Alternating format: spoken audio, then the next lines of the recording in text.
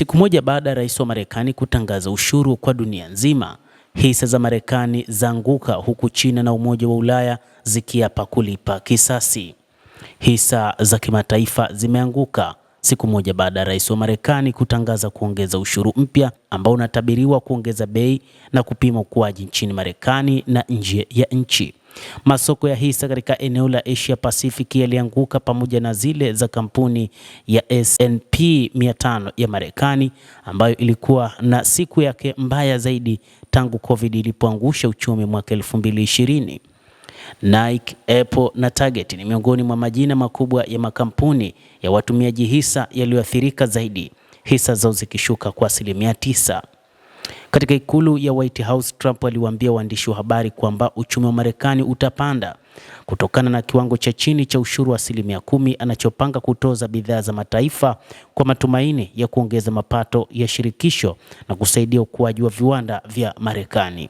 Lakini hali, kwa mujibu wa wachambuzi wa mambo, wanasema itakuwa tofauti na anavyofikiria rais wa Marekani Bwana Trump. Siku moja tu tayari 9% ya hisa imeshashuka, lakini vipi ndani ya miezi mitatu? Katika tangazo hili la Bwana Donald Trump, hali ya uchumi itakuwa mbaya sana, si kwa Marekani tu na hata kwa mataifa mengine.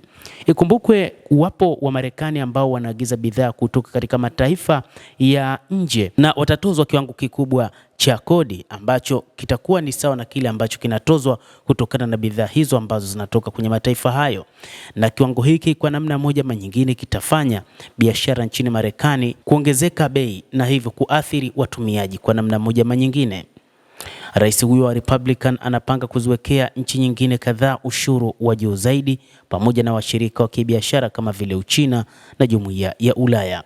Uchina ambayo inakabiliwa na ushuru wa jumla ya 54% na EU ambayo inakabiliwa na ushuru wa 20%, zote ziliapa kulipiza kisasi siku ya Alhamisi. Rais wa Ufaransa Bwana Emmanuel Macron alitoa wito kwa makampuni ya Ulaya kusitisha uwekezaji uliopangwa nchini Marekani, kwa maana kama kuna kampuni zozote zilitaka kuwekeza nchini humo, basi makampuni hayo hayapaswi kuwekeza ndani ya taifa hilo. Ushuru ni ushuru kwa bidhaa zinazoagizwa kutoka nchi zingine, na mpango wa Trump ambao alitangaza Jumatano ungepandisha ushuru huo kwa viwango vya juu zaidi katika zaidi ya miaka 100. Mtazamaji wa The World News, rais wa Marekani Bwana Trump ametangaza vita vya kiuchumi dunia nzima.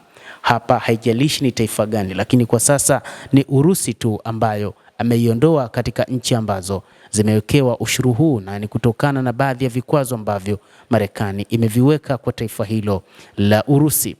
Mtazamaji, bila shaka na una nafasi ya kulike, una nafasi ya kucomment, lakini pia kusubscribe channel yetu hii. Utapata habari hizi kwa mapana kupitia hapa The World News. Mimi ni Adam Hussein, endelea kuwa nasi wakati wote, endelea kutufuatilia.